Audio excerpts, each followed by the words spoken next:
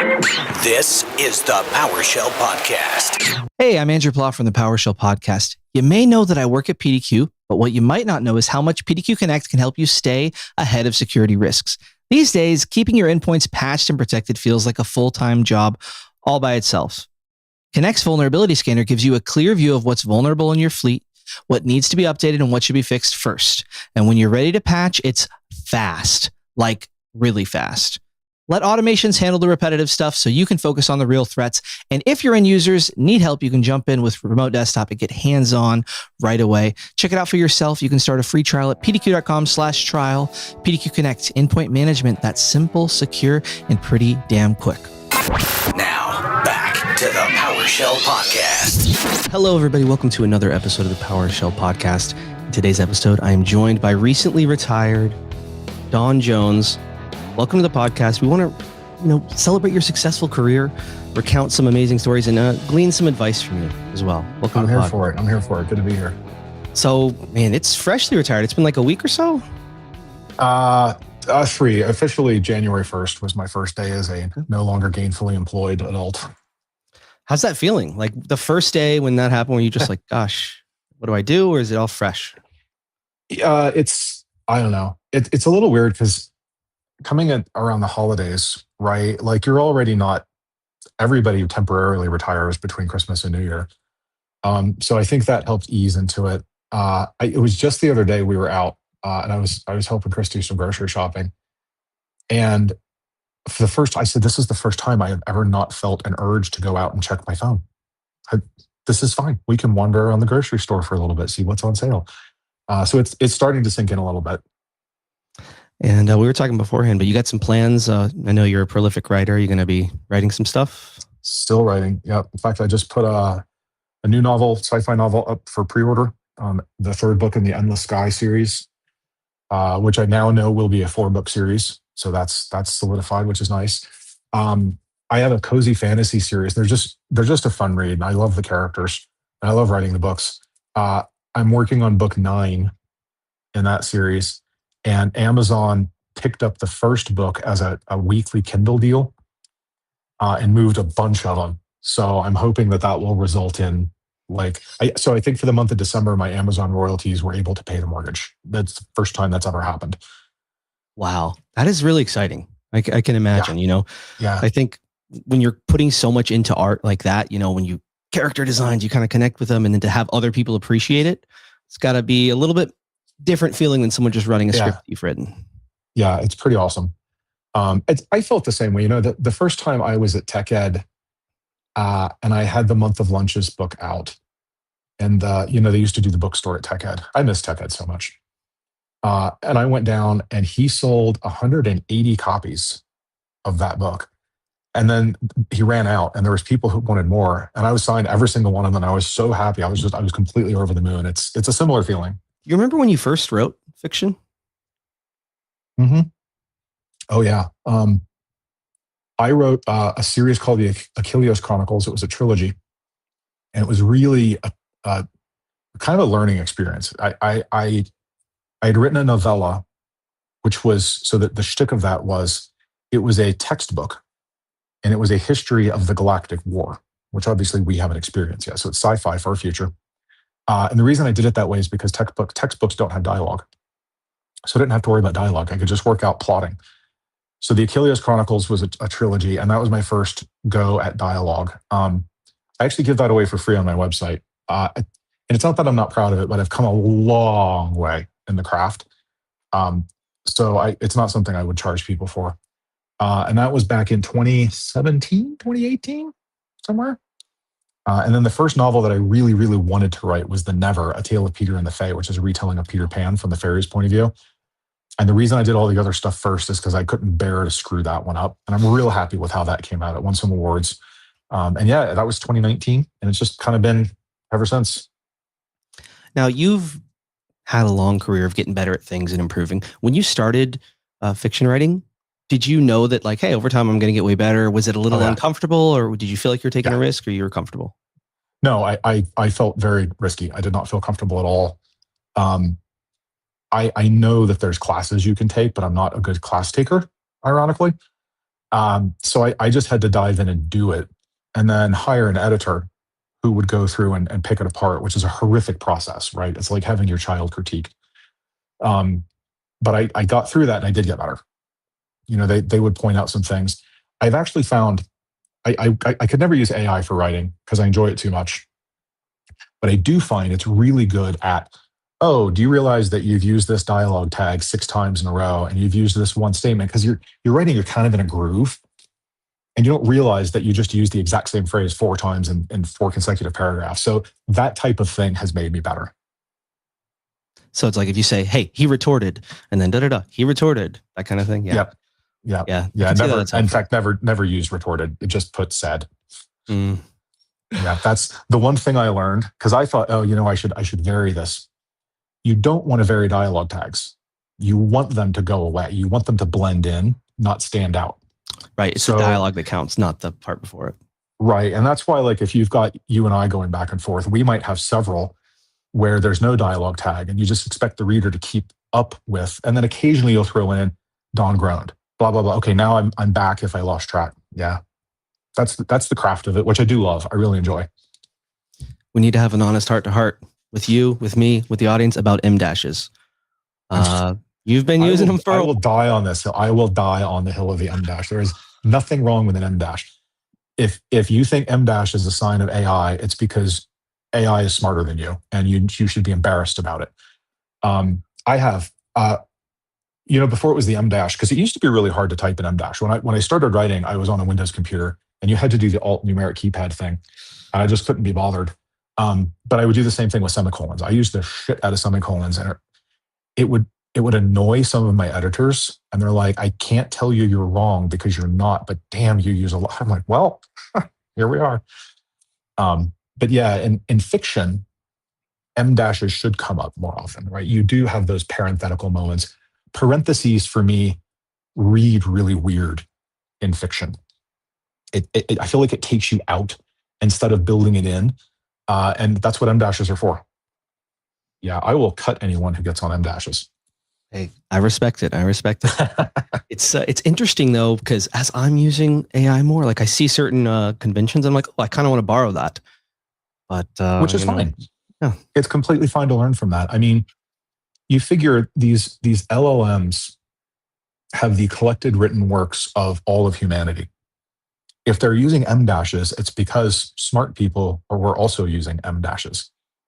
And there's a lot of other things about writing that AI probably gets right more than humans do, because it has had a larger set of experiences and it doesn't forget, it doesn't get lazy, right? It's just building on what its model told it. So yeah, I mean, there's a lot to learn from it. Am I crazy? Because nowadays I see AI a lot and I'm like, okay, I'm going to be a little bit lazier with how I write things. A little, maybe miss a exclamation or more human. Just a little bit, deliberately imperfect. My on or my off. I don't think that's crazy. There was an artist for Disney who fervently believed that only God was capable of perfection. And so in all of her pieces that she did, she was really famous for tile mosaics. There's always something wrong. There's always something incorrect about it because she felt that made it human. And the Disney fans call it a 5-legged goat because one of the examples is at the Contemporary Hotel, there is a 5-legged goat. Oops. But all of her pieces had something like that. So, I mean, to err is human, and that's okay too. Yep. Makes it more interesting, I guess, giving people something to look at. Yeah.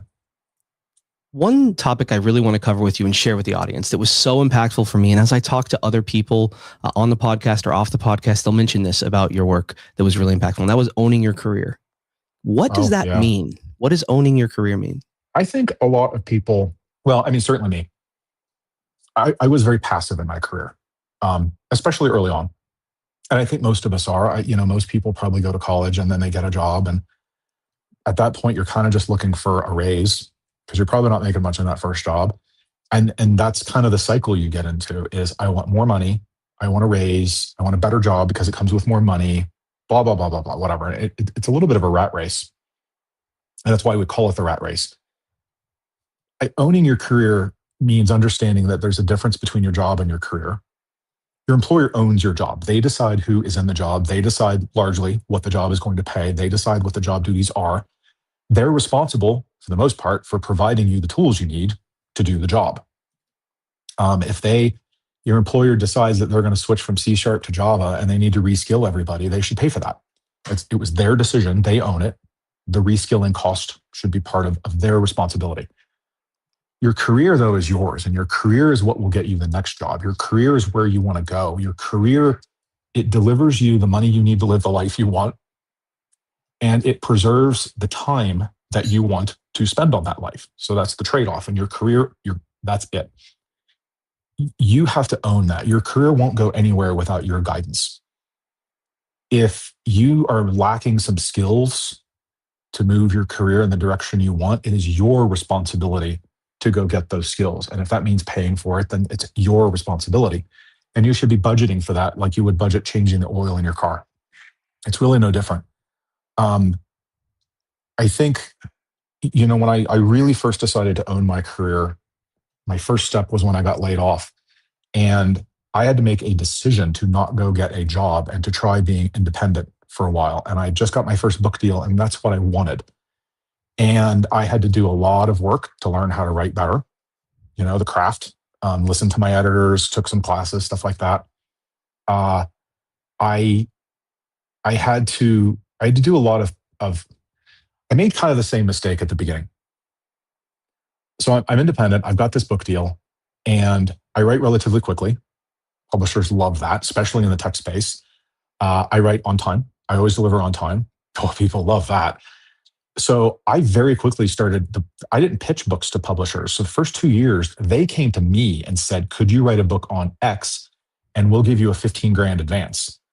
And the answer was always, I'll do whatever I have to do to learn that product and write that book for you. And I did. I was writing 6 books a year. The problem with that is I was letting them drive. They owned my career at that point, right? Because they're deciding what I'm writing about. And they don't care if it's all building towards something. They just want books on the shelves. So at some point, Chris and I sat down and I said, look, this business of taking on every single topic that comes down is not going to lead anywhere positive, right? I was looking at people in the industry like Mark Manassi and it's the sequel of the kids, Paul Sheriff, all those folks were like, they were icons for me. Mark Rusinovich. I said, the difference between them and me is they do less, but they do one thing and they do it really, really well, right? Manassi did Windows admin, full stop. That's it. Didn't mess with SQL, didn't do anything else. He knew it, but it wasn't what his career was. And that's when I decided I did not want to do software developer, a decision I still sort of kind of regret because they make a crap ton more money than admins do. But what I did want to do was where I saw a gap, and it was VB script. And the minute I focused on that, it's the only thing I talked about at conferences. I wrote a really good book with Addison Wesley. It's all I would write about in magazine articles. Like all of a sudden, everything unlocked because I had taken ownership of it. Like, this is who I want to be, and this is what I want it to lead to. Obviously, PowerShell came along. That was a very smooth transition over. And boy, did that explode, right? So many people were into it. And I had an opportunity to help people get into it, to show them why this was good for them. And anytime you can take ownership of your career, anytime you can say, this is what I want from my career, and here's the steps I'm going to take to get there, you will win. You will get there and you will win. You just have to ignore distractions and don't let other people own your career, even if someone owns your job at the moment. I think that's so important because people, they want more. They're not happy. Grass is greener, but they don't actually know what you want from your career. Why do you show up? What do you like from this job? What do you want from your next job? I've definitely fallen into that place before. Oh, it's easy. It definitely is. But my analogy is the GPS. It's the career positioning system. You can get in your car, not type anything into your GPS, and you can drive around aimlessly, and you might have a good time. You might run across some fun things. You might also drive off a cliff. You don't know. But if you punch a destination in, your guidance system will help you get there. And I think that's what most people don't bother doing, is they don't sit down and go, okay, how much money do I actually need? How much money do I need today? How many kids do I have today? What kind of house do I want today? How much money do I need tomorrow? Right? Am I looking to upgrade, downgrade? Do we want to buy an RV? Do we want to buy a yacht? Whatever. And how much time am I willing to exchange for that? Because that's not a universal answer. I know a lot of people who could make a lot more money and they don't want to do it because they would have to spend a lot more time at work and they would rather spend their time with their family. And I respect that tremendously because that's the decision. Like, you've decided this money is enough money because I get the time I want. Oh my God, that's so powerful. Those folks no longer feel compelled to get a promotion or a raise, right? They just need to keep up with cost of living, and they get so much out of it because they have put time back into their lives. And if you can make those decisions, you can start mapping out the trajectory, right? You know, if you told me, look, I need to have an investment portfolio worth 5 million in the next 20 years. Okay. Like, that's a goal. Now we can start working backwards.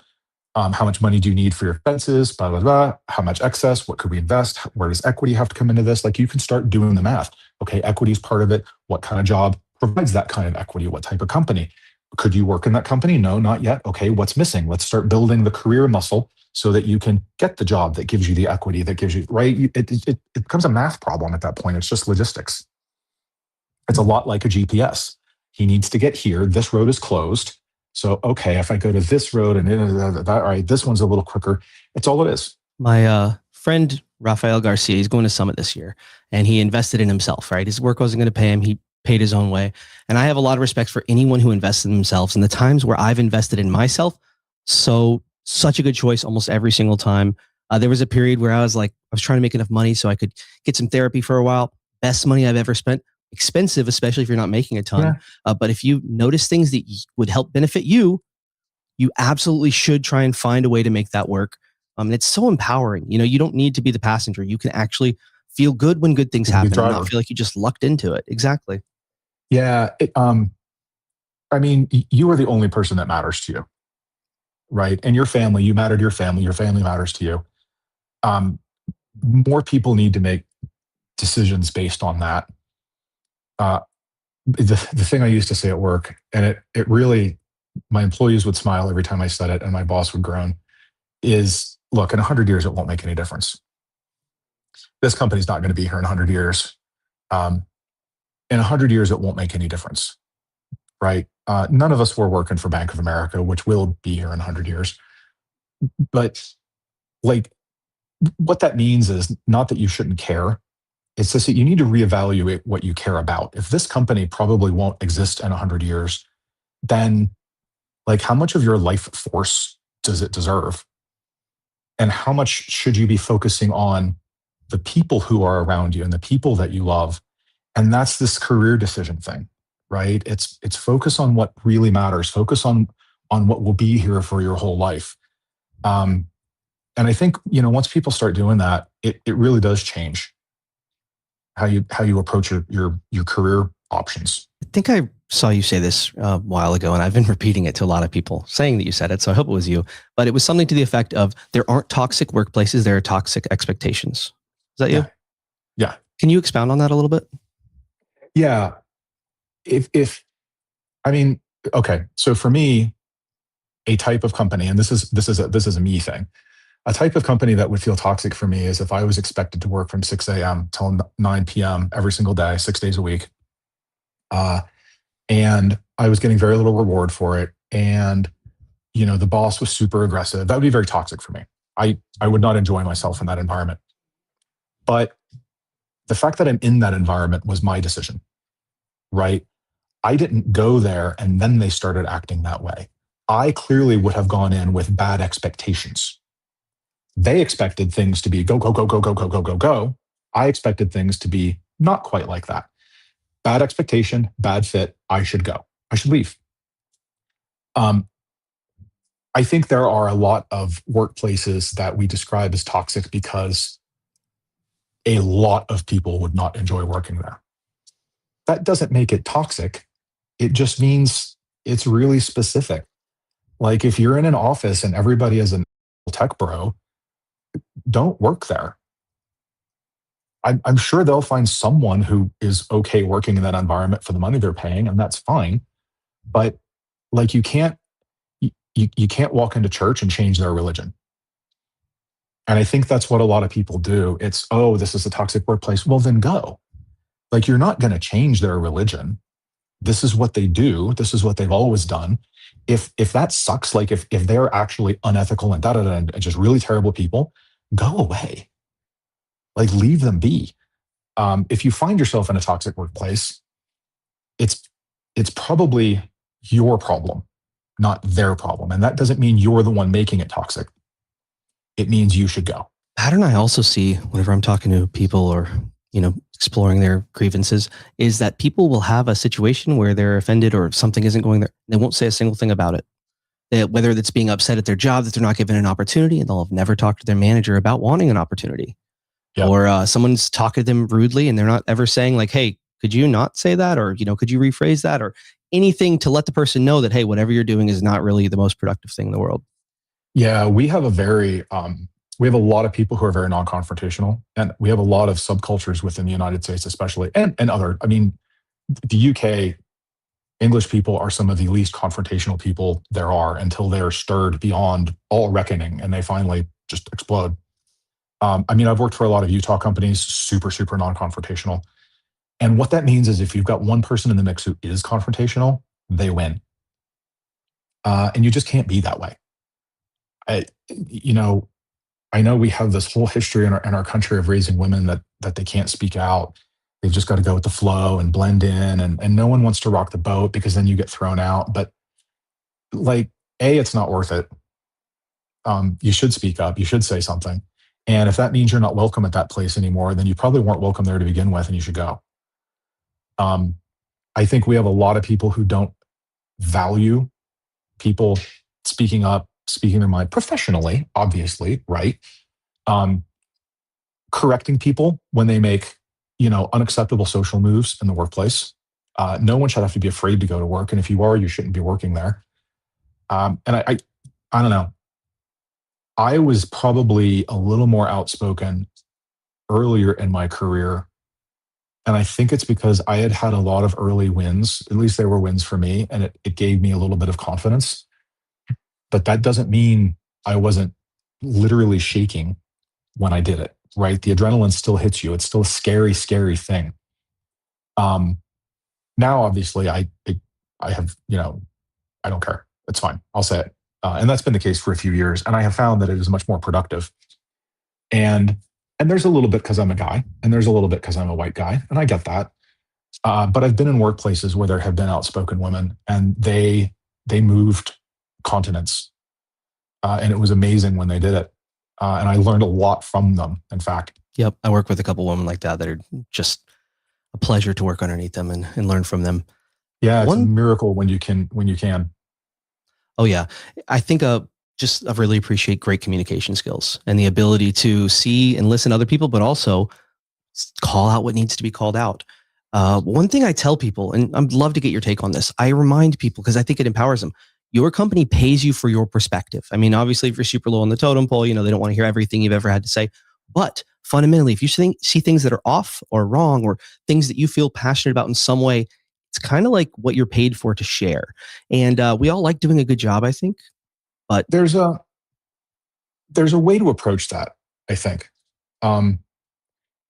What companies appreciate is your informed perspective. Right? Like if you have no idea what EBITDA means, don't come and lecture me about corporate finances. Yes. Don't come tell me that what would really improve this place is if the snack wall had more snacks when I'm looking at negative cash flow. Right? Like that is an uninformed perspective. It's not welcome. And I think where people can get wrapped around a tree is imposter syndrome. We're not sure if we have enough perspectives to be speaking out. And I think there's a way to avoid that, which is make fewer statements and ask more questions. Generally speaking, asking a question is not seen as confrontational. It depends on how you do it. But if I'm coming in and asking a question, I'm like, okay, look, this is the product we're talking about. Who's going to buy this? What's our thesis for who's going to buy this? Rather than saying no one's going to buy this, because then you can chase that question down. Okay, you say banks are going to buy this. Do we have any banks that we've spoken to? Like, what were their comments? Have we talked to them about it? And you can draw people down the same path, but it makes them do the work. And a lot of times people will start make connections in their brain based on the questions you're asking. It's a really, really powerful approach, and it will prevent you from ever looking like an idiot because you're not forcing something on someone else. You're inviting them to educate you, and then you can be a critical thinker about that. And companies should welcome that. They should always welcome a Q&A. And if you're with a company that just shuts that down, you should go. I love that approach. I don't know if you've heard of it, but Socratic method. Yeah. It's like you ask questions to explore something. Maybe you know the answer and you're trying to guide them. Or maybe, like you're saying, You're just very curious. I love that approach because when it comes to most things, I don't want to think that what I am saying is absolutely the truth. If it is, it is. But oftentimes there might be a little bit of gray room. I have a limited perspective. I might be missing something. So coming at it with that perspective, people are often more willing to engage because they don't feel so attacked. So I love that. Very fortunate. I just, someone who I work with, actually the president of PDQ, I noticed the way he was talking. I was like, I messaged him, have you heard of the Socratic method? And apparently where he got his MBA, it's very common. So it's cool. Whenever I discovered it a long time ago, I found it on some YouTube channel. I was like, oh, my mind, this is exactly how you got to get people to do things. It's so perfect. But it's so cool to see that other people have heard of it as well. Oh, yeah. Yeah. And look, what often comes down to is that your perspective will never be fully informed. I've had conversations with, people on my team who are like, I don't understand why the company is going this direction. Like it's completely off brand for it. I'm like, well, because the secret mission is we want our investors to love us and give us a higher valuation. And in their minds, we have to be in multiple markets, portfolio, whatever it is the investors care about that day. I said, the reason we're doing that is to make the investors happy so that they see us in a positive light. Now, that's not in our mission statement. It's not in our OKRs. It's the secret mission, but it's always there. And you are never going to know what those investors are thinking unless you ask. Yep.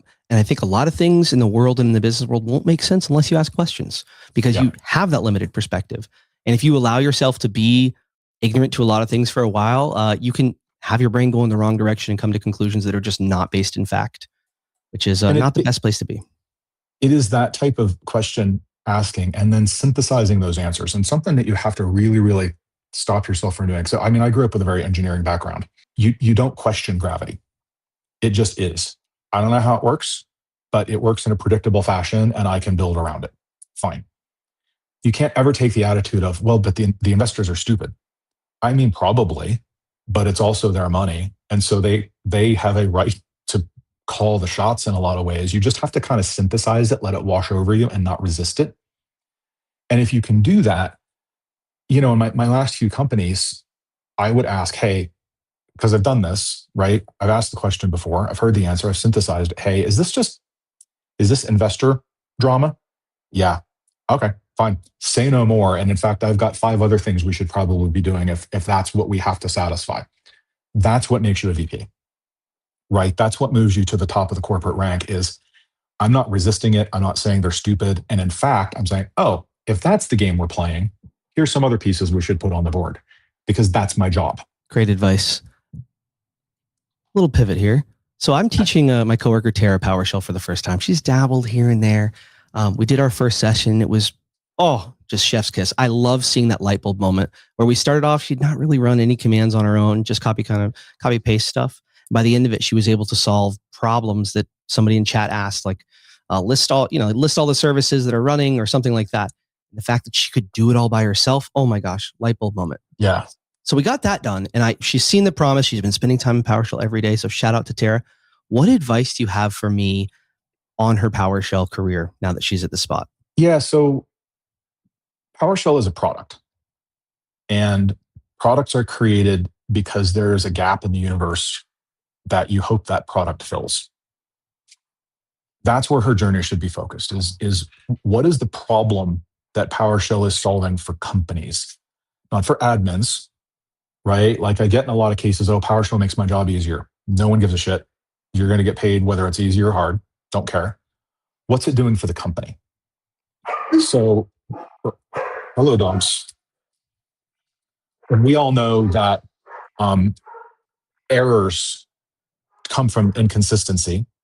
Automation, scripting is a great way to create consistency so that you will have fewer errors, whether that's security errors or whatever else. Focus on those things, because PowerShell is not the only tool that you can use to achieve those things. It's those things that matter, though, right? Sticking PowerShell on your resume is nice, but I would put it at the bottom. What comes up to the top is, created consistent management surface for 20,000 containers across the IT estate. What are the business outcomes? And I think helping someone, especially earlier in their career, orient on business outcomes from the beginning. And then this is a tool to get me there, but it is not a tool for its own sake. It is a tool that solves a problem. And here's the space of that problem. And here's why we're doing it that way. Because look, it's real easy to use PowerShell in a way that does not achieve its product promise, right? Like you can do some bonkers stuff that doesn't create consistency, reduce time, blah, blah, blah, blah, blah. So you got to focus on those things. And the reason we do things this way in PowerShell is because that leads to the product promise. That's a great perspective to have. And I think it's good to tell our PowerShell friends here, because so many of us, we like PowerShell because it's our first language or it resonates with us, but it's what it teaches you. It's how it teaches you how to think and approach problems that is really impactful. And you can take that with you, any other technologies, if PowerShell works with it or not. Yeah. Some great advice there. Focus on the problems that you're solving. Also, it probably makes it easier to put your resume together if you're thinking about the bigger level things, not just the list of technical skills, because that's what people care about, right? I hate resumes with bullet points of Microsoft product names. I really do. It drives me bonkers. Partly because, like, if I'm hiring a senior anything, I don't care if you know how to use Word. I'm assuming you do. And if you don't, we'll discover that in the course of time. But I want people who can contribute to the business, right? Tell me how many man hours you saved.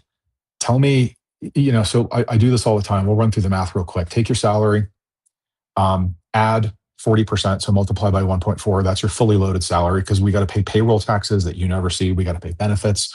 We got to pay unemployment. We got to pay workers' comp. We have a lot of shit we got to pay for other than just you. So multiply your salary times 1.4, divide by 2,000. That's the rough number of working hours in a year, and that's your hourly rate. If you tell me that you can spend 10 hours at that hourly rate, and the result of that will save me 100 hours a month across the team, I'm in. And put that on your resume. That matters. You saved this much money. It's all money. Money, money, money, money, money, money. Don't even say time. Tell me money.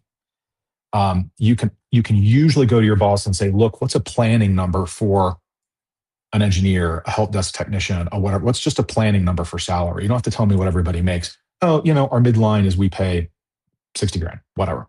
Great. Now I can run my formula and I'm going to save them 100 hours, and that equates to this much money. That goes on your resume. I don't really care how you did it, right? Like if you did it with PowerShell or Perl, or you sacrificed a chicken, it's kind of all the same to me.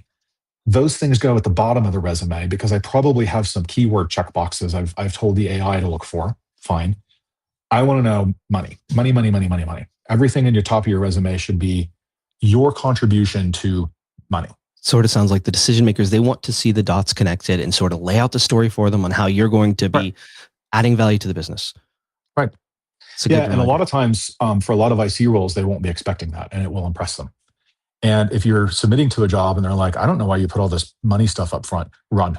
Do not work for that company. That is fair. Good advice there. I want to talk about a situation because, you're sort of at the end of your career. I'm still in the middle of mine.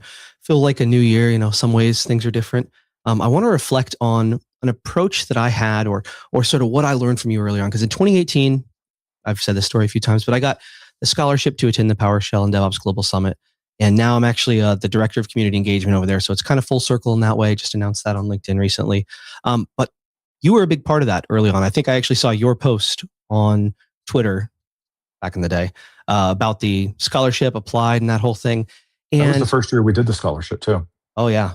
Yep. Oh, yeah. It was before the on-ramp. Oh, man. I remember that was such a life-changing moment for me in so many ways. Oh, my gosh. My wife and I still talk about it because, it was big. We knew that things were going to be different from then. And, a lot of the things I'm doing now that I talked to her about back then.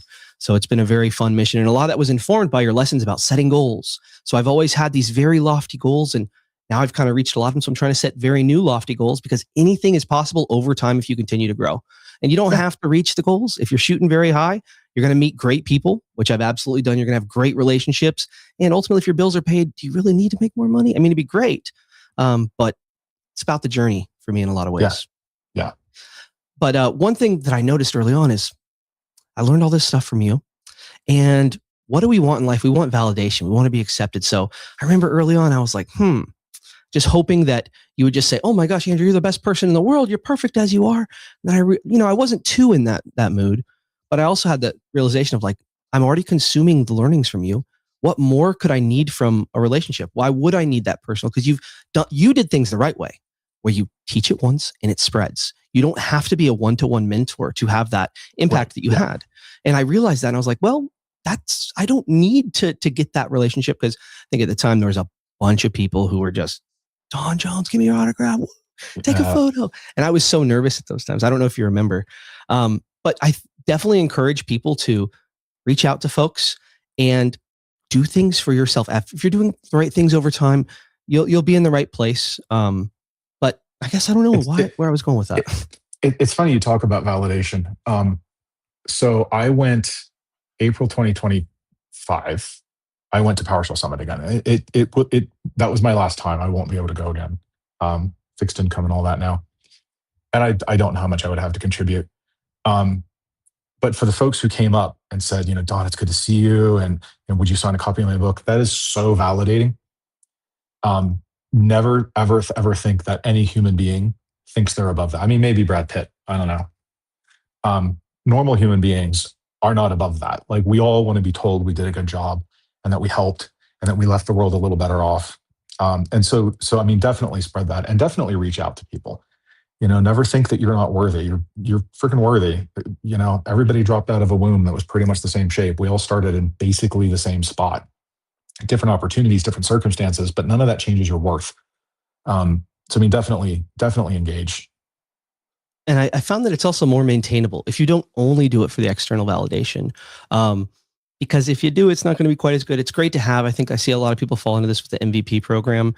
Like, if you don't get it, that's not what the goal is. If that's alongside it, that's cool. If the goal is just to help people and do good things, let that be it, because it can't go wrong that way. The MVP program is a really excellent example. I received my MVP for doing the shit I do. I was doing that shit regardless of the award. It was great. It brought me closer to the product team. It let me do what I was doing better. It let me make a bigger contribution, I think. But if I had never gotten that award, I can assure you, Jeffrey Snover and I would have still had lunch every time he came to Vegas for MMS. All those things would have still been true. I still would have done the same things. I wasn't doing them for Microsoft. And the other thing you have to remember about that program, or any other vendor program like it, is that those companies come packed with a metric butt ton of ulterior motives. Like, they have an agenda, and they want to recognize the people who are pursuing that agenda and supporting that agenda, so that everyone else will fall in line. And that's fine, but it's not the only way to go. It's so freeing. I'm retired. I can talk about this. Pluralsight had a very brief and tumultuous relationship with Google Cloud, wherein we were going to create some learning around the Google Cloud product. And essentially, Google Cloud had already produced a bunch of stuff that was on Coursera. And what they told us is, we're going to give you those videos and that's what you have to use. And we're like, I mean, it's not really a big differentiator if we're all just posting the same commodity shit. But Google didn't care about us or our business. Google wanted their stuff out there. And I said, we've got some real experts in Google Cloud that we'd like to have do some stuff. And they said, no. So they might not have the right message. I'm like, are you the only people who can say nice things about yourselves?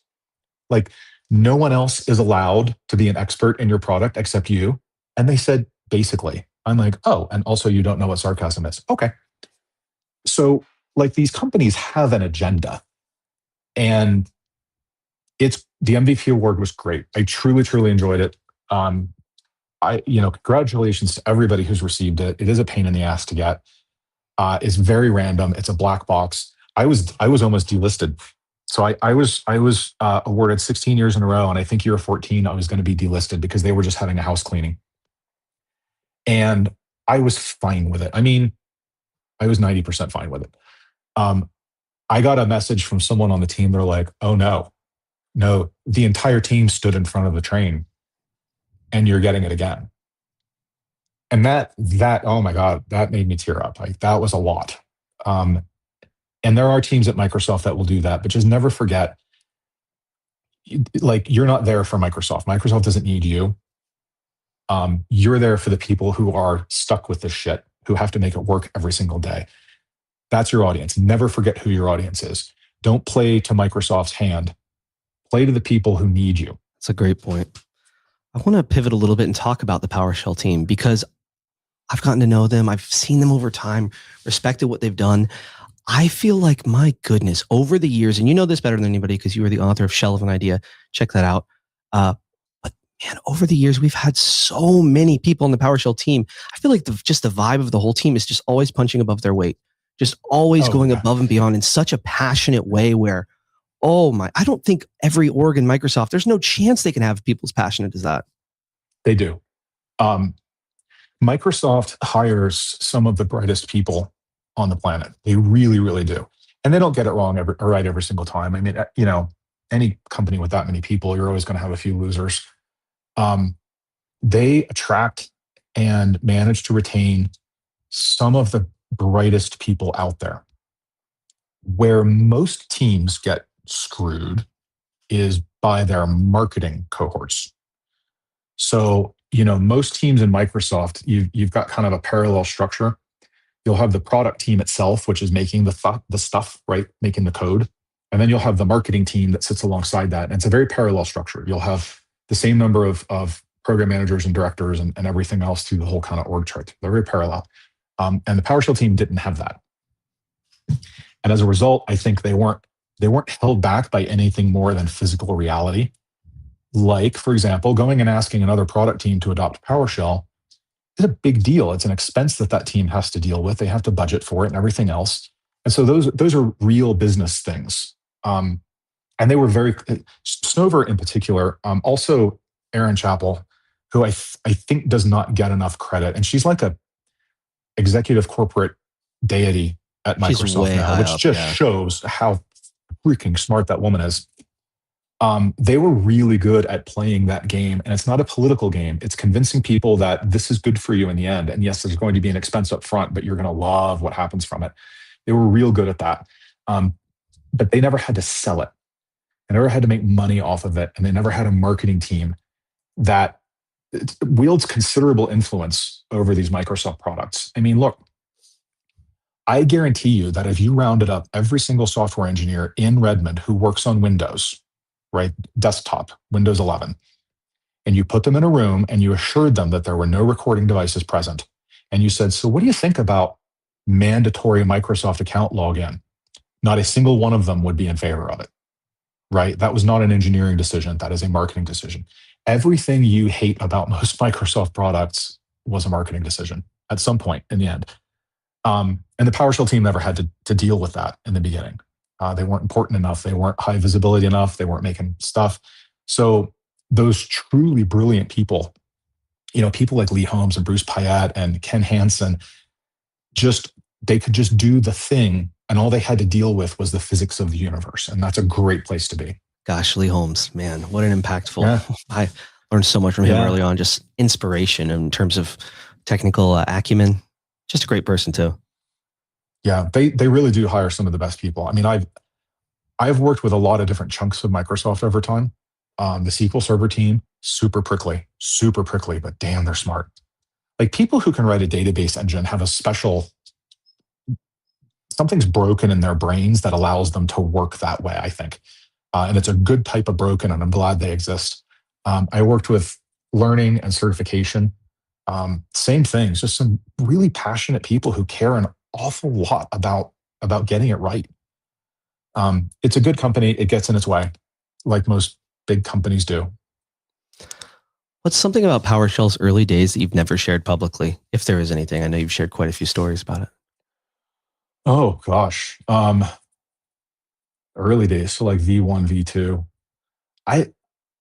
I can't think of anything off the top of my head. I mean, even the team has been really, really transparent about where they feel they failed, where things got pushed, like remoting. Remoting was basically ready in V1 of PowerShell. But there was still some argument about the protocol, and that's why it got pushed to V2 because WinRM wasn't ready. And WinRM is not what they wanted it on, by the way. Snover very much wanted it running over SSH, which now it does. That was a good call. I don't know if there was a whole lot. I really regret not getting PowerShell.com in time. Tobias beat everyone to the domain names. I had to buy PowerShell.org. I don't know if you knew that. I did not know that. Yeah, the guy was really cool. He's like, I see what you're doing. You're going to use it for good work. I'm like $130 into hosting or domain registration fee. So if you just pay me that back, I'm like, okay, that's fine. But yeah, I had to buy that. I don't know. The early days were a really long time ago. This is 2006. You want to hear a fun story? Yeah. So PowerShell was formally launched at TechEd Europe 2006. So we're talking November 2026 in Barcelona. I had never been to Barcelona before. And I was working for Sapien at the time. And Snover really wanted to make a splash. Like PowerShell was being given several sessions. There was going to be the main launch, but he also wanted to show that there was an ecosystem already forming around PowerShell because that convinces people that this is serious. People are taking this seriously. I should take it seriously. So, he said, will you guys have anything ready in Primal Script that you can show? I'm like, well, we will now. Like, I've got 4 months and Alex Riddell at Primal Script or Sapien is a freaking hardcore programmer, man. He will have this shit worked out. So I scheduled the trip. Chris went with me. Super terrified, like never been there before. I had no idea what the language situation was going to be. It turned out to be way more complex than I thought it was going to be, but everyone's really good with English there. That helped until we had scheduled, we flew in on Sunday and we were leaving Tuesday because the session was Monday. I get there and I'm on Skype because guys, this is before like roaming on your cell phone back then was expensive. So I'm on Skype. I'm calling Snover and it's breaking up. He's like, hey, glad you're in town. I'm not sure if I'm going to be able to see you tonight, but you're here all week, right? I'm like, well, he says, they moved our session to Wednesday. Oh, did they? So I very calmly said, okay. Time zones, right? Sapien's based in California. I'm in freaking Barcelona. It's about 7, 8 hours. I'm messaging Alex, who's up at that hour. I said, hey, what's this worth to us? He said, oh, publicity, probably 20, 30 grand. I'm like, oh, okay. Because I'm going to have to change all my arrangements because I now have to be here for 4 extra days. So we had American Express call the hotel and work it out because the people at the front desk were not strong with English for some reason. It's a Sunday, so there's nowhere to go shopping in Barcelona. All the stores are closed. I'm like, I'm going to need more underwear and socks and a shirt. So Chris is running around. He's like, no one in these stores. So this is Monday now. He's running around. No one in these stores understands what underwear is. And I can't get my phone to come up with a reliable translation. So he finally, there's a chain called CNN and there was like a bin of bargain, clearance underwear. I'm like, I don't care. As long as it holds everything together, that's all we need. It was a trip. So I finally, saw Snover. We go up on stage, we do our thing. We had a really great vibe, which continued and just got better, I think. As we co-presented. And he's like, how long are you here? I'm like, fun story. And so I told him the whole thing. He's like, oh, it never occurred to me you wouldn't come for the whole thing anyway. I'm like, well, here we are. So yeah, that was my first experience with, not with PowerShell as a product, but PowerShell and TechEd and the community and everything else. And it was hectic and scary. And I was super stressed the entire time. I remember reading something of yours a while ago. There was an anecdote about, mitigating risk by basically packing a spare outfit in your backpack. Yeah. Is that where this kind of came from? A little bit. I had to go to Amsterdam one time for a conference and I barely connected. And so I knew my luggage didn't. And again, I landed on a Sunday when everything is closed. And the hotel was super helpful about, getting me some clothes, and some of the other people at conferences, I have a spare speaker shirt you can have. But yeah, I really just, I should probably be talking to a professional about this, but in my head, I am constantly wargaming for failure. If I know something is coming up, I will be awake multiple nights beforehand, wargaming scenarios so that I've got a response and it's clean and it's tight, and it's probably not healthy, but I tend to assume failure will happen. And then I try to put things in place that I can use to mitigate that failure. Am I going to have jet lag? Yeah, probably. Okay, let's get some melatonin. And just in case, let's carry an Ambien too. Like, that's the nuclear option, but just in case. With my technology, I optimize for lightness and low volume. So I have a very light MacBook Air, not a better computer, because I need the room for the extra shirt and the Ambien and the whatever else. So yeah, I really, really, really do like over probably index on planning for failure. So I'll have to take note of that. Every single time I don't pack an extra pair in my backpack, I think like, oh, this could be the time where I have to learn it the hard way. And I try not to learn the hard way. I try to learn from other people's mistakes, but got to roll the dice occasionally. What are the behaviors? So you've seen a lot of people go through their careers and a lot of them have had success. Maybe they've been alongside you and in your network, and maybe some other people who you've seen and maybe they haven't. What are some behaviors that you saw in some of the people who weren't able to succeed? Succeed, I guess, meaning alongside you and the others who kind of kept going. Yeah, I mean, succeed's a tricky word. Yep. Because everybody thinks everybody's definition of success is a little bit different. So if I were to take the field that I was in, especially as an independent, right? It's a lot of work being independent, but it can be very rewarding. But it's a lot of work, and it's inconsistent work. You have to go working on a lot of things at once. I have had people express a desire to do that. And so I would feel safe in assuming that in their minds, they had at least partly defined that as their version of success. And it really comes down to, in anything, you have to be willing to put in the work. And some people, I think most people are willing to put in work. It's the bigger and more expansive your ambitions, the more work there is. And there are definitely folks that I've known who said, I'm going to do this. I'm going to do post-it videos. I'm going to do this. I'm going to do that. I'm going to speak at conferences. I'm going to help run this conference. And they don't put the work in. And I suspect it's just that the job they were in at the time was paying as much or more than they needed. And they didn't want to put in work on top of that. They would rather have gone out with friends or played Xbox or watch a movie or whatever else. So I don't regard that as a failure. I don't regard that as not achieving success. It frustrates me when people, it really, really bugs me. Because again, engineering background. If you put me in front of a problem, I have to solve it. I have to. It's like my dog. We have an Australian Labradoodle. If I throw something, he is genetically commanded to go get it. He has to do it. To the point where if we fetch with him too much, he will start putting it down like, please stop. Please don't throw it again. I'm tired. I think that's where people get. If you tell me you want a thing, I want to help you get it. And then if you don't follow through, it frustrates me. And it means you didn't want it all along. And that frustrates me. And now you've used my resources and my time and other people's resources and time, and that frustrates me. I think people just need to be, so if there's a bad behavior I see, it's expressing lofty ambitions but not meaning it. And it's okay to not have lofty ambitions. It's completely fine in your career. Have lofty ambitions for your life, right? Have ambitions to travel to every continent. Have like things that are meaningful and fulfilling to you. Make those your lofty ambitions. I had lofty ambitions for my career, and it took a lot of work to get it. And I didn't get it every single time, but I got enough of them and I'm happy. But not everybody wants that, and that's okay. I think sometimes people say, oh, I want to do this and I want to do this because they think that showing ambition has value, and it doesn't.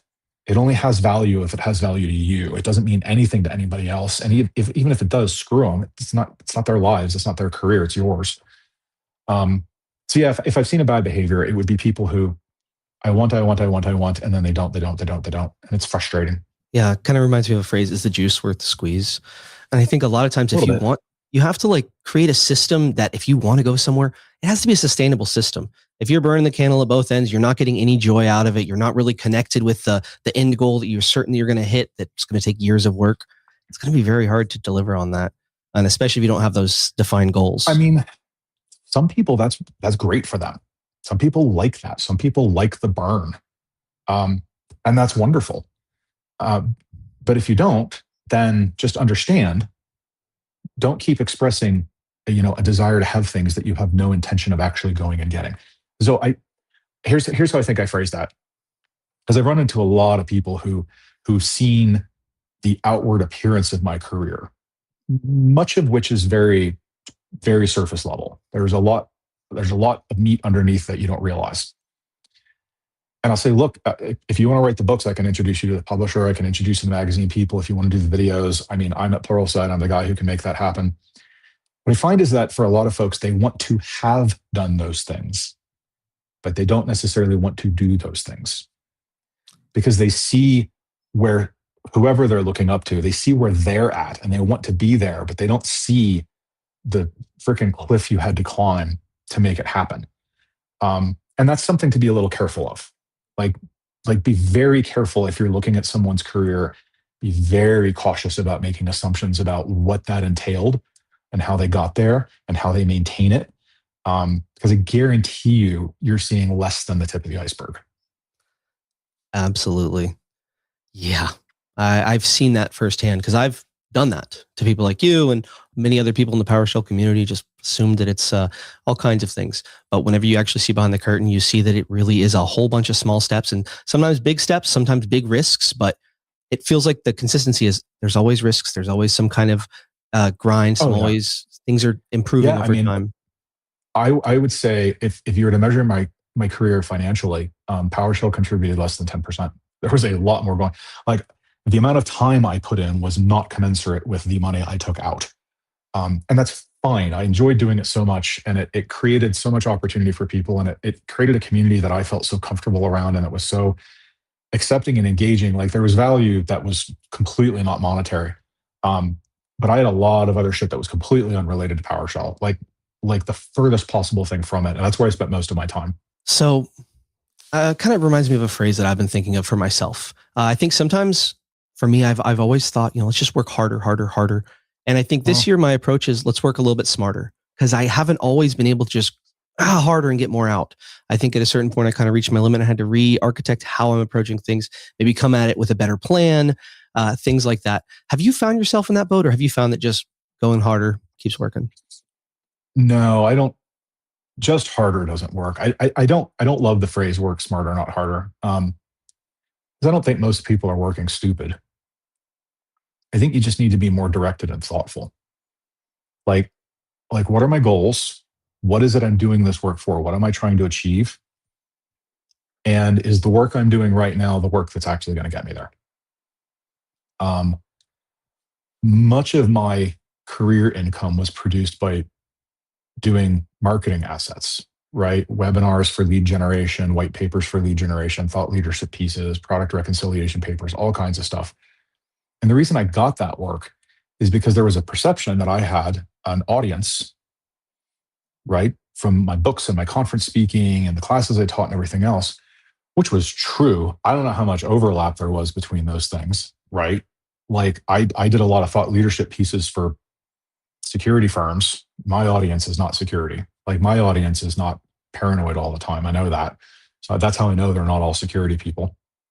But the direction, like the reason I did the conferences and everything else was to create the perception that I had an audience so that these things that actually paid would come through. I could have just been like, I need to do more conferences, but I didn't really have to, right? If my goal was to create the perception of an audience, doing 2 or 3 a year was fine. I often did more than that because I frankly enjoyed it. And you got to vacation in some nice places. I love Orlando. But it's just knowing that goal, like understanding that I'm not doing the conference to make money because it pays for shit. Like I could have done a conference 52 weeks a year and I was starved to death.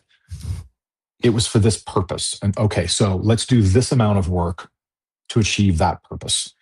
I think, it comes back to understanding what your goals are and owning your career. You have to know why you're doing the thing. And then you only do as much of it as necessary to accomplish the thing. Did you find that planning process for you was a solitary process, or did you have like advisors or other people engaged in it? How did you approach that? No, I mean, I've been fortunate to have good business partners over the years. Jeremy Moskowitz, Derek Melber, Greg Shields feature very prominently amongst those. I've had people I've worked with, Gary Eimerman in particular, features very prominently. He's at Multiverse now. He was at Pluralsight and Train Signal before that. Christopher, my husband, huge. We talk about this stuff, right? He gave up his career for my career because he saw a greater potential in my career, even though at the time he saw that he was making triple what I made. So no, I mean, you've got to have other people, and they've got to buy into it. I've run across a number of people who have said, I'd love to do books, and I love to write, and I'd love to speak at conferences, and I'd love to do this, but my wife won't have it. Like, well, that's pretty important. And it's good that you know that, because you should not go in that direction if it's going to tear apart your family. Like, these are decisions we make, when you decide to get married to this person, all right, you're in it together now, and you should plan everything together. I think a lot of couples don't do that. I think a lot of couples just have their jobs and whatever, and they come home and they're not planning out that career direction for themselves. I got to a point where this was when Chris was still working for a credit union, and he was near the end of his contract. I said, I need some help with QuickBooks. I said, I am spending enough time on QuickBooks that I can now quantify the amount of money we're losing, because I'm not, like, I had to turn down a job yesterday because I know I need 2 hours a day to do QuickBooks. He's like, okay, done, I'm going to quit the bank, because he knows how to do all that stuff. So we were together in it the whole time. It has always been a joint effort, even to the point of including some of our really, really dear friends who are like family to us. They've made decisions and we've made decisions based on that whole, gestalt. And I think if you've got a family group, a very tight family group that you can do that with, you're so much more powerful than you are on your own. I think that's a great point, because really our perspective is, especially when it comes to judging ourselves and comparing it to the world, it just gets so flawed. And when you can have that outside perspective that knows you and knows what you want, yeah, completely invaluable. We have our best friend who knows nothing about technology. I mean, he's not computer stupid, but he's not a tech person, right? He uses technology. He has a phone, blah, blah, blah. Has been my biggest cheerleader for, the 20 years we've known, to the point where when I left Pluralsight and started at Carrot, he would overhear me on the interviews and everything else. And he's like, oh, you're going to rule that place. They don't even know what they just bought. I'm like, no, I mean, he says, you don't know what you're talking about. You'll see. And it's awesome to have someone to help you overcome that imposter syndrome, right? To tell you, you're better than you even know. You're going to own that place. You're going to crush it. And not just saying it, but actually meaning it and having evidence to back that up. Like, remember this and this and this. I'm like, oh yeah, I do remember those things. You're going to crush it. I love dealing with imposter syndrome by grounding it in evidence. Keep track of your wins, remind yourself of that. Oh, it's such a helpful thing to get over the vision that we can have of ourselves. I have a take on things, and I think that you've done this with your career in a lot of instances. But it's basically this concept of directionally correct, where you can do something that benefits the business, that benefits yourself, that benefits your family, and ultimately benefits the world at large, while also making you money. Is that a thing? Am I a little too naive 100%. For that? No, 100%. It's tough to get, I think, it's tough to get all the pegs in the holes at the same time. It can take a while before you find that company. So I'll give you a negative. I'll give you an anti-pattern. Never go to work for a for-profit company because you like their mission, ever. Because that mission was probably just marketing, and it probably isn't fully real. And if it is fully real, it's going to stop being real as the company gets older and has to behave like a profit-making company. If you are a super mission-driven person, you work for a nonprofit, because they are all about their mission and they're required by law to do that mission above the money aspect of it. But that's part of getting all the pegs in the right holes, right? If you're at a point in your life where you want to make a meaningful contribution to the world, to society, don't look at for-profit companies. It's not what they do.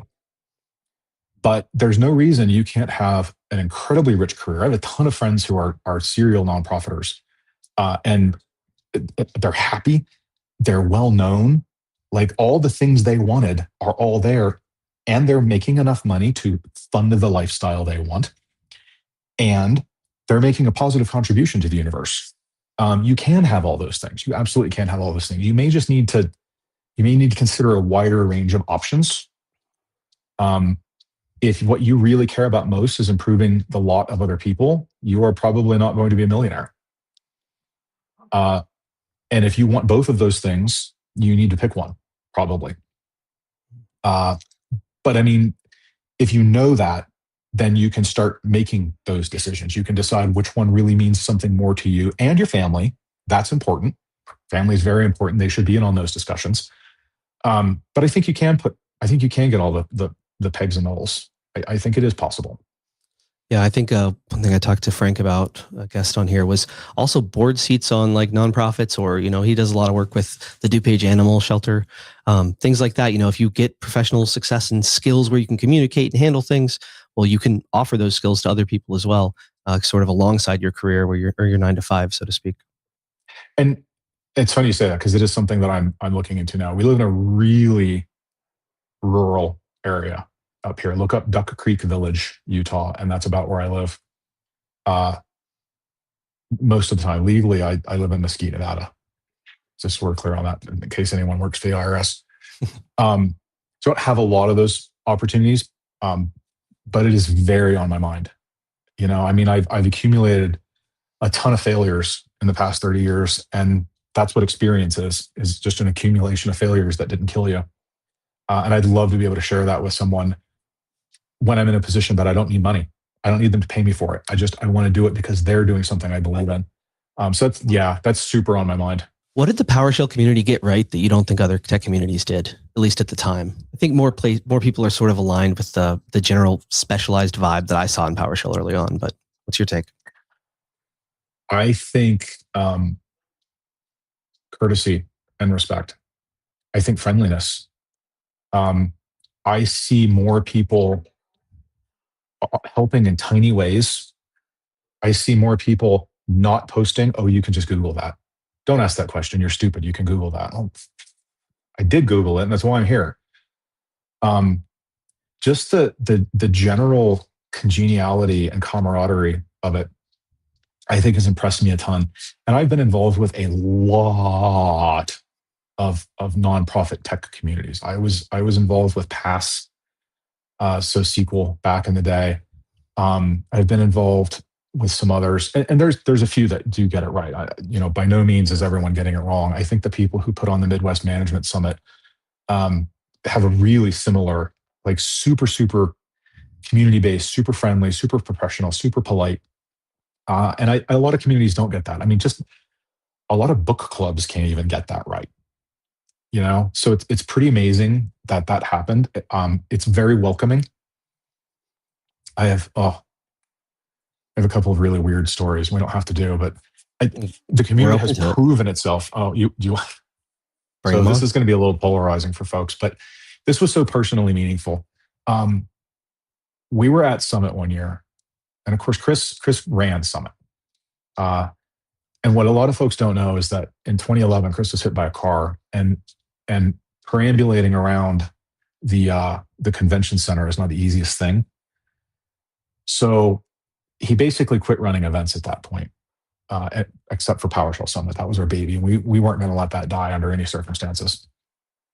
So we were there one year, and I think it might have been 2019 when we had announced we were stepping back, and they've had award plaques made, thanking us for all the years, and a big basket of Disney plush. And after all that, Chris said he was out in the hallway, and there was a group of people, about 5-6 people, that were like, sometimes you can get a vibe in a crowd that there's a problem. And so he walked over, and one person was saying something to the effect of, "I don't care if they're gay, but they don't have to rub it in everyone's faces," which I don't care about. But like, that was not the room to say that about us at that time.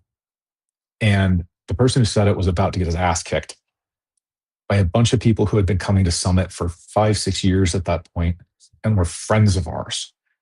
Like that's part of the community too, is there's just so many friends. When I went in 25, I'm like, oh, it's you. I don't even remember your name, but I know your face and we're friends. So Chris actually had to step in and say, it's fine, settle down. But the fact that there were so many people there who were just willing to have our back, that still means a lot. I still get a little choked up about it. That's huge. That's huge. I remember my first year at Summit, one thing that really stood out to me was how so many people were just so comfortable being shamelessly themselves.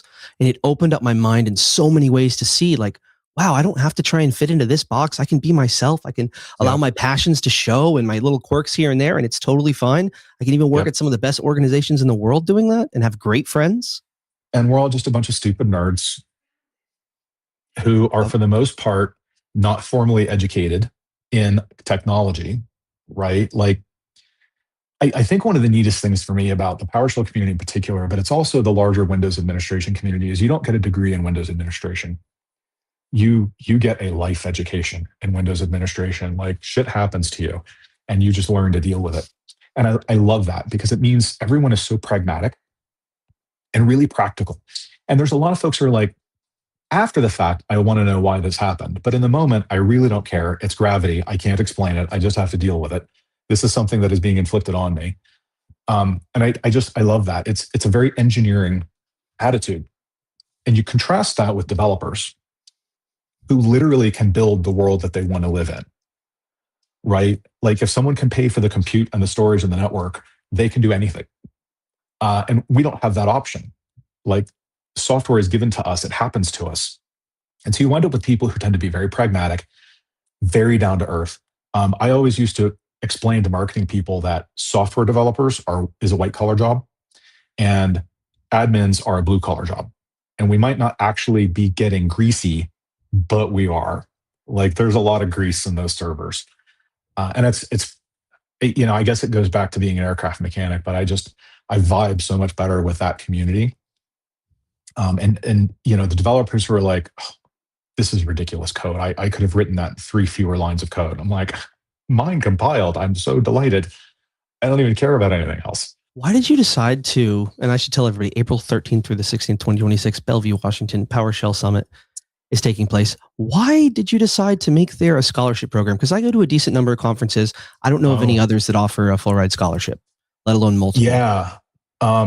We were a little different. So, I've worked with a lot of commercial conferences. Whatever Shirley Brothers is running these days, I don't think it's Connections, it's Intersections or whatever else, but she gave me my start speaking. I spoke at conferences for her for 22 years. The 11to5 Media ones, Live 360, all those brands, Tech Ed, Ignite, all those. I've been to a lot of commercial conferences, and they're expensive. And a lot of them can be career changing for people. The people you meet, being there in person is so freaking important. And unless you've done it, you don't realize what a difference it makes. It's not just the education, which is huge. It's the people that you meet and the network that you form around yourself. And this is like an extended, second cousin, third removed, twice replaced family type situation. And we had more people at the first 2 summits who paid their own way than any commercial conference I've ever seen. So the first summit we did in 2 conference rooms, buildings 40, 42 and 44, 41, 43, something like that at Microsoft. They had conference rooms off the lobby, so it was convenient. We didn't have to have security passes. We had 90 people, which is about max capacity. In fact, until COVID, we sold out every year. And a substantial number of people, up to 10%, paid their own way. And at some point, you start to realize what a privilege that is, that you're in a place in your life that you can afford to drop $1,200 plus travel to go to a conference. And it got really important to me and to Jeff. In particular, I think we really pushed for it. Not that anybody else on the ruling committee was opposed to it. Nobody was, but it felt like we had to do that. We had been given so many opportunities by people who had no business giving us the opportunity. But we wanted to do something like that. And we started looking at the money. And something a lot of people don't know is that a sizable chunk of change from Summit's profits every year go to another nonprofit called Tech Impact. And Tech Impact does boot camps for kids from disadvantaged situations. And they put them in jobs. Like they put them into paid internships in companies, and they have a 95% placement rate and then a 95% retention, meaning those people get jobs. And it's free to the student. It's not a dime involved, and it's expensive. When I was doing it, Summit was giving around $150,000 a year to that program, which paid for a full class of kids. And I just felt that we could do something a little different and more on top of that with the scholarships, and let people come to Summit who couldn't have afforded it on their own, or their employer wouldn't pay for it, or they weren't in a job yet where their employer would pay for it, but they could probably get into that job one day. It was just, I don't know, it just became a big deal. I've kind of always, having not gone to college, having not had a lot of those opportunities, most of college is really about the networking. It's not about the class so much. That I really felt strongly about it. Jeff felt strongly about it. Everybody else is like, yeah, why wouldn't we do this? We can afford it. We didn't have to make a profit. Nobody got paid. So we're like, all we have to do is really come up with travel and pay for their food when they're there. So let's just, let's do a couple. Well, thank you very much for it. Literally changed my life in just a personal way. I mean, just as a human, I'm so much happier and have so many more friends now from this community. Yep. And also professionally, I definitely make a lot more money now than before I learned PowerShell. We've run into more than a few people. Both Jeffrey Snover and myself have gotten personal emails from folks who said, moving into PowerShell was the best career decision I've made. And what's funny is I love hearing that. I mean, it makes me feel very warm inside. But it's not actually true, right? This goes back to what we talked about at the beginning. It wasn't moving into PowerShell. It was their ability to now automate things and reduce error and improve output. Those are all business outcomes that PowerShell unlocked for them. And I'm glad PowerShell did it. I really am. And the reason it was so impactful in their career, though, tells you how much companies value less error, more output, less uncertainty, more reliability. Like these are all things every company struggles to and yearns for. And when you can create those, regardless of the tool, you win. Yep.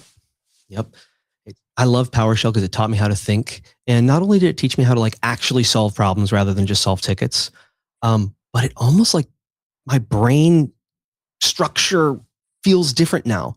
My ability to think about systems at large and a business is a system and all these different moving parts, because I've had so much time in PowerShell to see that and to think about the business and where PowerShell fits into it.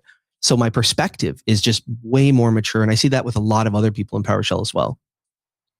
Yeah. I mean, for sure. Snover and I definitely, any conference I go to, someone will come up. We get a lot of emails.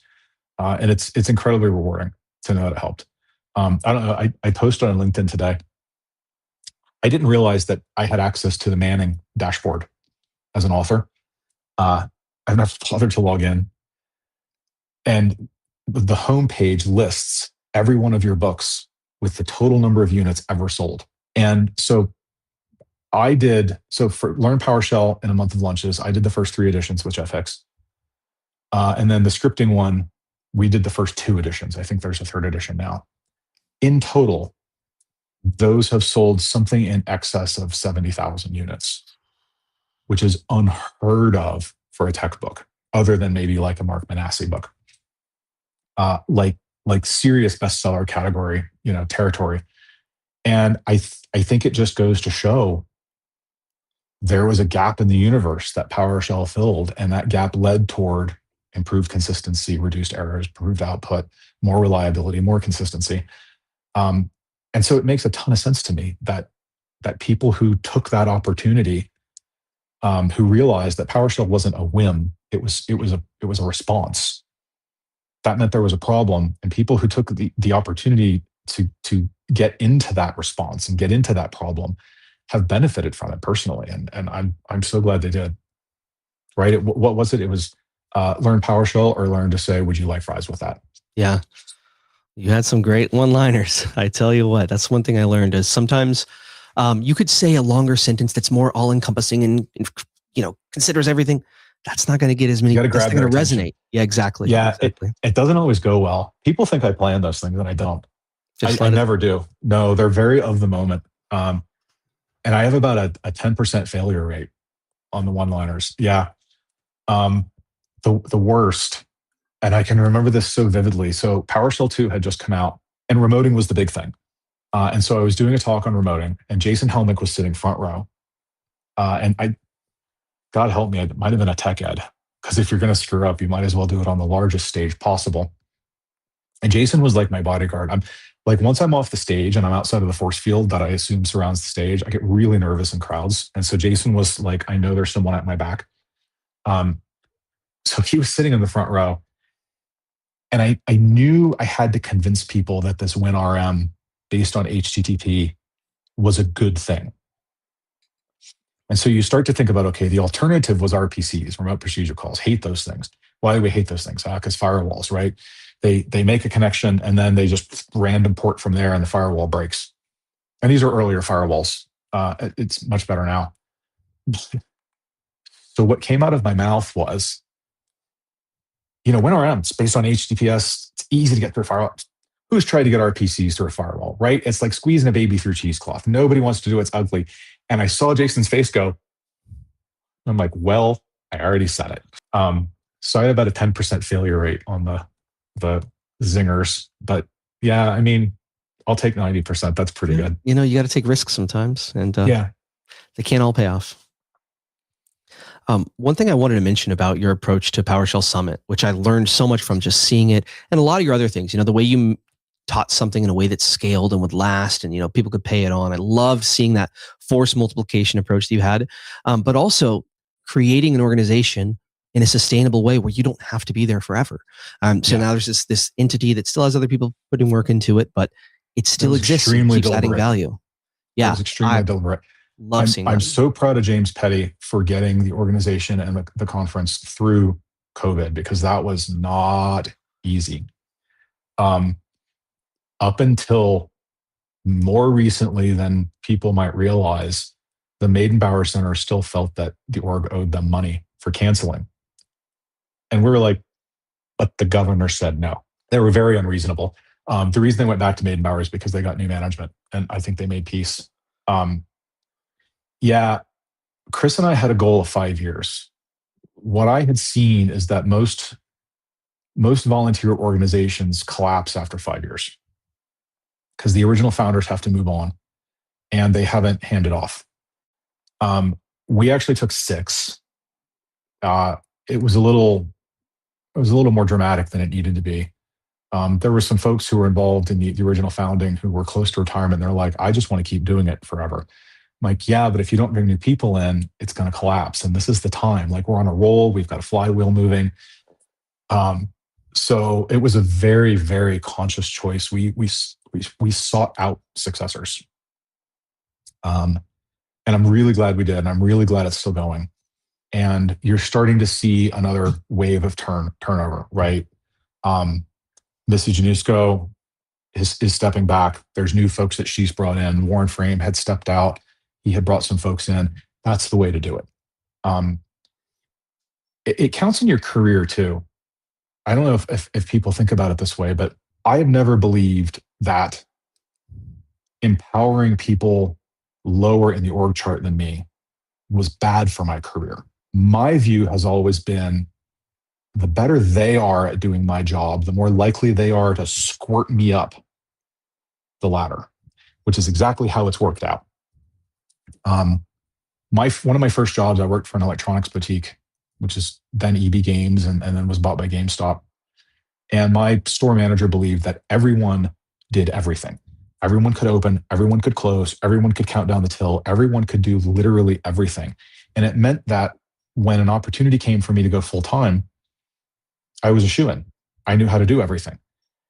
And that didn't diminish her career, because as I and others alongside me climbed, we just shoved her further up.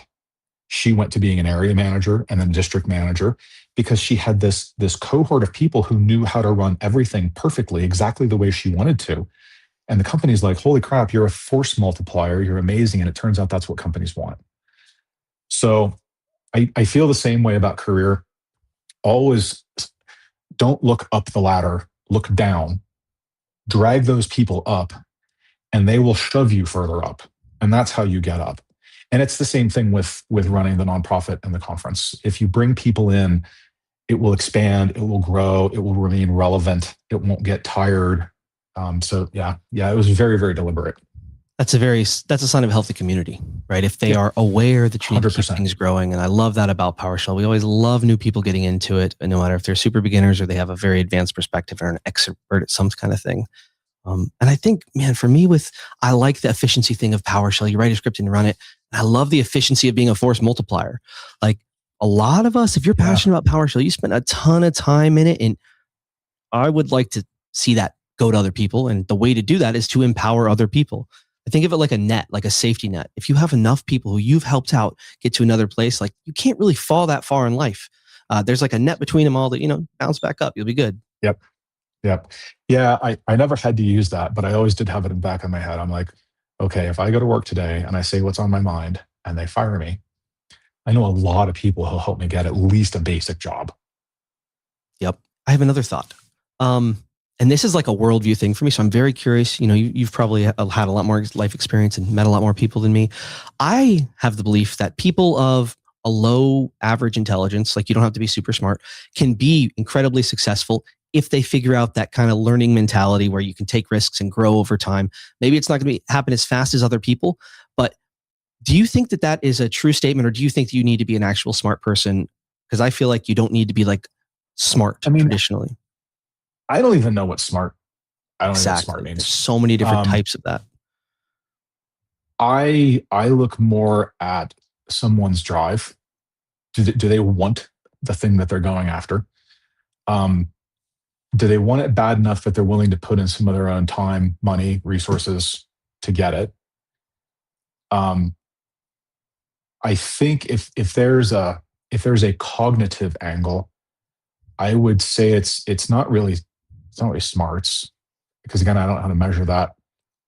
It's how quickly you synthesize information, and it's a spectrum. And I think at the two ends, where I see people defeat themselves is when you hit your mid-20s and your brain finishes. It's when it becomes harder to learn. And it's not that your brain ossifies. The difference between a 10-year-old and a 30-year-old in terms of learning is really more about questioning and filtering. The 30-year-old questions everything. How does this fit in my worldview? Okay, well, so that tells me you've now established a rigid framework of what you will accept, and you need to know how things fit into it, and that's going to hurt you. Whereas an 8-year-old, 10-year-old doesn't have a worldview. They just accept everything as divine proof, and they move on. So they synthesize very quickly. They connect many facts together, and they form a view very, very rapidly. As you get older, we tend to stop doing that, and it really doesn't have anything to do with our brains. It has to do a lot with fear. I've taught classes in a classroom where everyone has a computer. Now, mind you, these aren't their computers. They're the classroom's computers.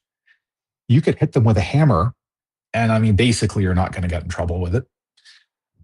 And they'll ask me, oh, what would happen if I did this? Well, do it. Well, it might break it. It might, and then we'll hit reset on the VM and we'll try something else. I'm like, well, I don't want to break it. That's a fear thing. You are stopping yourself from learning. So I think, your openness to failure, and adults don't like to fail. We don't like to fail in front of other adults. We really hate it. But if you can get past that, and if there's a cognitive bit, it's your ability to take new facts and incorporate them into a worldview that changes all the time, that you're not rigid about. This happens to us in politics, unfortunately. People I regard as smart look at any given US administration and they're like, look, there were ups and downs. Here are some of the ups. Don't love the way we got there, but those are the smart people who can take what's happening, what's physical reality, and just work it into their model of the universe. I think those people come across as smart because they're usually right, and they're usually able to predict what's going to happen, and that seems very smart to us. They're usually able to figure out answers, and that seems very smart to us, but it's because they're not limiting themselves. They're not stopping themselves. They're not saying, oh, I hate party X, therefore everything they do is objectively wrong, which is never true. I refuse to push the button because I don't know what will happen. That's not how you learn. So I don't think there's people of low intelligence. I think there's people who have not been exposed to a lot of things. So that can make them seem less intelligent, but it's not really. They just don't, there's things they don't know, and there's things we all don't know. So it's very domain specific. And then I think there's people who filter themselves, who block themselves, who decide that only things that fit in this box are okay. And yeah, you're going to hold yourself back. Doesn't mean you're dumb, but you definitely miss opportunities that way. If I've had a strength in my career, it's that, the reason you hire me is because your company has found its product market fit at great expense and with a lot of duct tape. And now you need to make that shit routine. And that's what I do. And I synthesize very quickly because I go in without a lot of preconceptions. And whatever turns out to be true is just true. Like, it doesn't matter if I like it or not. I just incorporate that. And it means I can come up to speed in the company, usually in about 3 months, which is fairly quick for an executive level, and start making an impact in 3 months, which is very important to companies at that stage. But it's just really all about how you hold yourself back. That's a great point. And something that I talk so often about, because I see people who want to do things and, it takes them a long time sometimes because they don't do it. And that is that fear thing. Right? And I tell people so much safety. You have to find that safety, whether it's a test environment, whether it's assuring with your boss that you can do things, whatever it is, you have to find that safety so you can take chances, so you can do things, because you will be so stuck in a box until you are able to do that. And that fear, if you don't fail, you can't succeed. Absolutely. And that safety can also come from community, from being around other people, or from listening to something like this where, okay, you're listening to some kind of authority. They're saying that this is the way you should go about things. When they have a little bit more confidence to go internally and say, hey, we should be doing this. We should be doing retrospectives, or whatever the case may be. It's so helpful. I just despise seeing people who have no connections. They're just suffering in silence by themselves, spinning their wheels, putting out a lot of effort without getting a lot of returns. And I don't like it for them, but also I feel like it's a missed opportunity for the world at large, or for their companies, whatever the case may be. Like, they have more to offer. Yeah. And that's why I never say I have 30 years experience. I have 30 years of failures. Great way to put it. Yeah.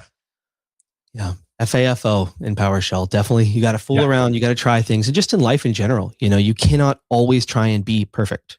It will not go that way. You will overplan yourself. But you have to anticipate that you won't. Yeah. Like, I screwed up our taxes real bad one year in 2010. It was real bad. Real bad. And I learned from that. Like, I learned not to do that set of math anymore. Yep. And knowing that if you do make mistakes, that you can learn. I get so much confidence from that. I don't need to be amazingly perfect at everything today. I can put my best foot forward and learn from it. And if things go wrong, that's totally fine. Other people have made mistakes before, because I feel a certain degree of that safety, which really pays off, at least in my career. Yeah. I mean, that's the scientific method, right? Fail repeatedly until you don't. Yep. And take whatever size risk you can. For me, I wasn't able to take a huge risk early on. Even going to PowerShell Summit felt like a great risk.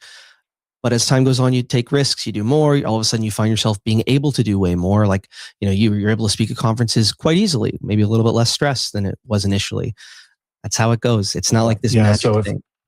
If anybody's ever seen me speak recently, in the PowerShell era, I'm pretty confident on stage. Like, I know what I'm doing. I don't love slides. I'm happy to just talk. First time I ever spoke was at the Hyatt Grand Regency in Orlando, Hyatt Grand Regency Cyprus. And I was terrified. Absolutely, 100 people in the room, which is not a huge crowd, dripping sweat, just shaking, dying, everything else.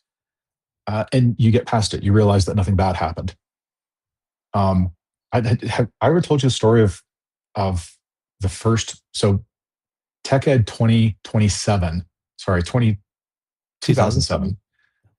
So this was PowerShell's US premiere. Ever tell you that?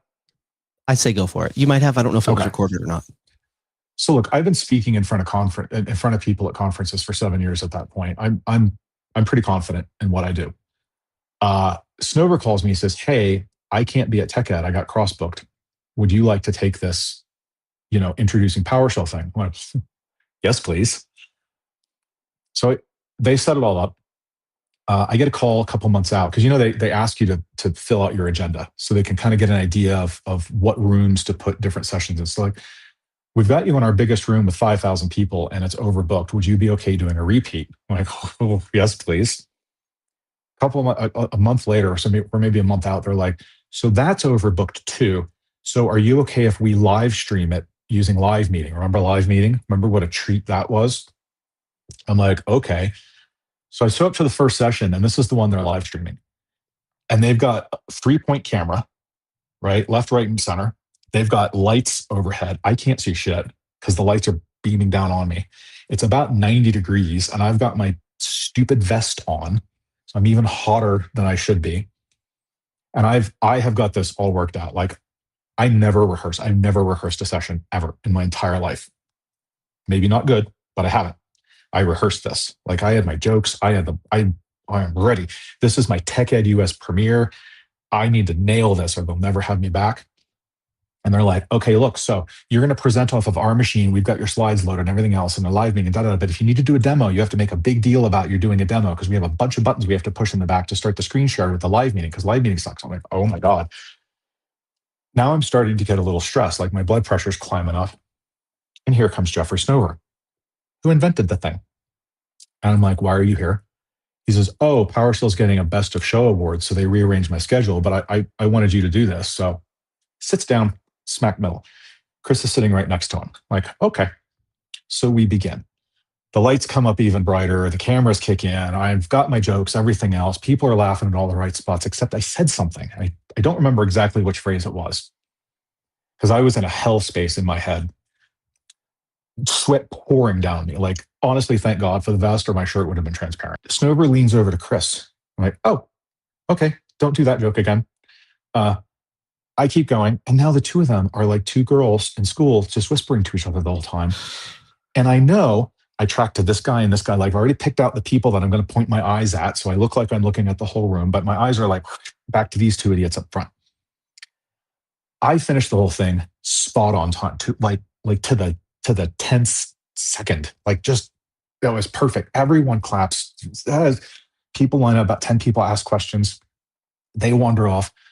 I am dying. Like, my adrenal gland has gone, "We're done." And it's just quit. And so now I'm flopping. Like, this still wet. Chris comes up to help me pack up. Snover goes, "Good talk," and walks out. I'm like, "Oh, well, it was good being an MVP for a couple of years. Glad I did that." I sit down. I'm like, Chris is like, "How are you?" I'm like, "I'm terrible. I mean, the people laughed," but he said, "Oh no. It was the French fry thing you said."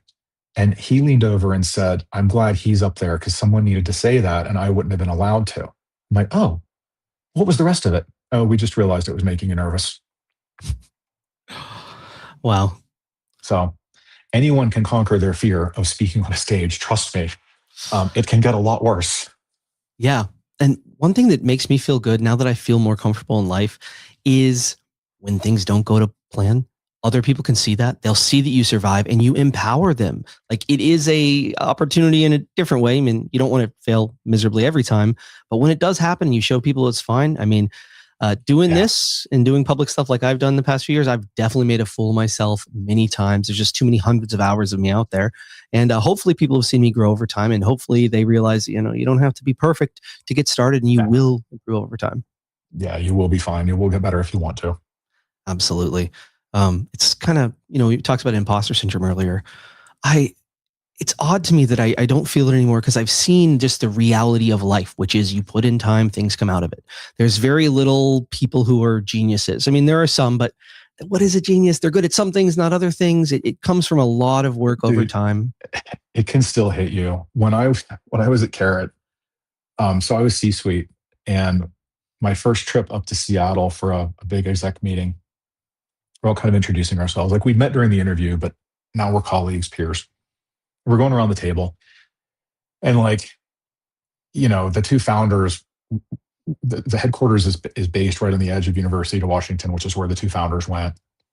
And I get a college degree in security thing real quick because I don't have one, and freaking everyone else has one. So we're going around the table. Oh yeah. I'm like, hi, I'm a new guy. Where'd you go to school?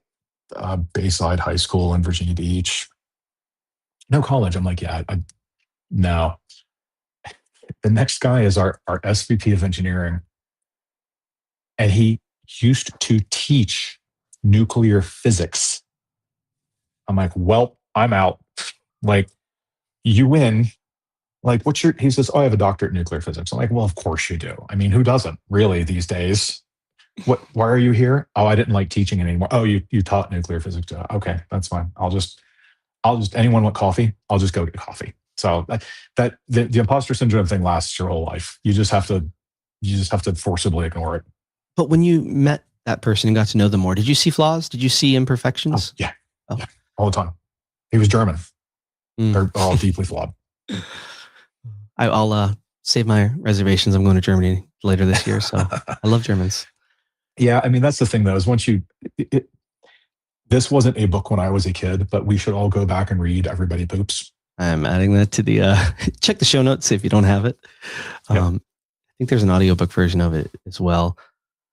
All right, this is more of a selfish question, but you've kind of seen my growth in the PowerShell world over the years. What advice would you give to someone in my position who's been wanting to pay it forward, a community leader who's trying to carry the torch forward and help it for other generations? I mean, look for the gaps, right? I think PowerShell Summit does a great job of what it does, but it's obviously not accessible to everybody. It doesn't sell out completely anymore, and it is limited. Even if it did sell out, we had originally had a vision that there would be more PowerShell Saturdays that could be more accessible. And it's not that, it's not someone in your position needs to necessarily go start a PowerShell Saturday, but show other people how, right? Become that force multiplier. This is the whole thing that Snover got into with the whole first follower thing, which was really rude, by the way. So that happened at Ignite in Chicago. And because of concerns about copyright, they did not want to include the first follower YouTube video in the recorded session. So he had to do this before the session started. And if you haven't looked up the first follower YouTube video, just do it. Type in first follower on YouTube. It'll come up to the right thing. It's the dancer on the hill thing, if you've seen it. Yeah. So he did that. And I'm like, I don't know where this is going, but if he thinks I'm taking my shirt off, he's out of his mind. And he said, the crazy one dancing, that's me. I had to invent the thing. And no one cared until the first follower came along and showed people how to care. So this thing winds down. He's like, okay, let's start the session. And I'm like, I'm practically tearing up. So this became a contest now, is to see when we were speaking together, who could get the other one to cry first. And nobody knows that. But I actually, at the next one, I had someone bring up a cupcake with a candle in it for PowerShell's birthday, and I said a bunch of nice stuff, and he got a little teary-eyed. So I got my hits in. But I mean, that's what you can do. It's not so much doing something directly for the community. It's doing something to help the community help itself. Right? Show people how to have a PowerShell Saturday. Charge $10 admission, order pizza, doesn't need to be fancy. If it's 5 people, it's 5 people. Those 5 people got something from it, and that's what matters. Be 2 people, could be 20 people. The number doesn't matter, and I think people get wrapped up in that. It's not successful unless 50 people show up. That's not true. That's a false metric. Just show other people how to do it. If there's people who are like, man, I have this thing, I'd really love to do a podcast, but I have no idea how to get started, help. Show them how to follow, show them how to be involved. I think a lot of people struggle to know how to be involved, and that's where you can really make a difference with people. It's good advice. A phrase that I use is just modeling behavior. That I love doing, and you can be a little bit more deliberate and actually show them, but all of us, we are all leaders wherever we are. Someone is watching. You have the opportunity to do the right thing and show people how to do it. We're talking about giving honest feedback earlier. You have the opportunity to lead the way and show people that it's actually possible and safe.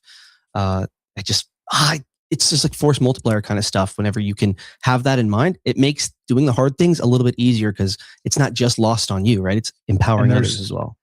There's a don't take it on yourself. So I think the first year at PowerShell Summit that we did Iron Scripter, Jim Christopher, who was really big in the PowerShell community at the time, lived in North Carolina, really sweet guy. I wound up working with him at Pluralsight, and we are both now fiction authors. So we've had wow. I'm cuter, but he's got dreadlocks. So there's a good balance. He stood up in the back and he said, I think you should do a set of regional competitions, Iron Scripters. And then this is the big finale for them all, like the World Series. And I said, that's a fantastic idea. You're in charge. And everyone laughed. He's like, I see what you did there. But that's what you do, right? Don't take it on. Include people. Give them a place to contribute. Give them a thing to own. Give them a place to succeed and be seen, and support them every step of the way. But make it their success. Make it their win. Yes. I love that. And you don't even have to be explicit. It's nice if you do that kind of thing at work, if you inform your managers that, this is kind of a situation where you're letting them have the win and you love that. Unless you're in, a higher spot, and you don't really need to do that to anybody. But it feels so great to see someone else connect those dots. So good. So empowering. Well, Don, I think I've had you. It might be I think it's our longest podcast ever. It might have been. Yeah. Oh my gosh. What a chat. And I want to give a plug to your website, donjones.com. Check out his books. Available on Amazon, a lot of them, right? Everything. Yeah. Everything. They're all in Kindle Unlimited and ebook form. So you can't get the ebooks anywhere else, because the ebooks have to be exclusive to be in Kindle Unlimited. That's where most of my readership comes from. And you can get paperbacks anywhere. So a lot of us have been in the mind of Don Jones in the PowerShell space, but now we can kind of see the other side, maybe get a full picture of what it's like in there through your stories. Yeah, and there's some good books. Awesome. Well, I have ordered a couple. They're on the way. Don, is there anything you want to leave us with? No, just what did now I've lost his name, the actor, was in S.H.I.E.L.D. Chris, lost his wife. I have no You know what I'm talking about, but okay. Well, so the one piece of advice she gave him, which he then gives out, which I will repeat on his behalf, is it's all chaos, be kind. So just adapt everything through that, no matter what's wound you up. It's all chaos, be kind. Incredibly powerful. The ability to change people's lives just from being kind. Just be kind. I like that. Directionally correct. I want to say thanks to you on behalf of the entire PowerShell community, everybody who's been touched by it, for the example that you've set, the lessons that you've shared. You've learned the hard way a lot of times, but you've always had a really great way of sharing that with others. And just the impact you've had is just inspirational. So I'm personally incredibly grateful for that. And I know that so many people who I hold very near and dear to my heart have been incredibly impacted by your contributions. And your impact's going to keep going on forever because you've done things in the way where it's just, you can't measure it. It's immeasurable. Hopefully. Yeah, just it's up to it's Patton Oswalt. That was it. Oh, yes. Yeah. Pay it forward, be kind. We'll leave with that. Thank you, everybody, for listening. This has been the PowerShell Podcast. Don Jones, thank you very much. Great being here. Thanks for listening to the PowerShell Podcast. The PowerShell Podcast is a PDQ production, making device management simple, secure, and pretty damn quick.